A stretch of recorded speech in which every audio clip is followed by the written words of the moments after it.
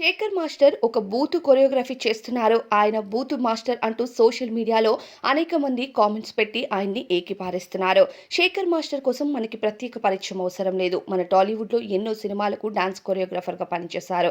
అయితే ఇటీవలే నితిన్ అలానే శ్రీలీల కలిసి నటిస్తున్న 'రాబిన్ హుడ్' సినిమాలో కూడా ఒక పాటకు డాన్స్ కొరియోగ్రఫీ చేశారు. అదిరా సర్ప్రైజు అని చేసిన స్టెప్ కోసం నెటిజన్లు మండిపడుతున్నారు.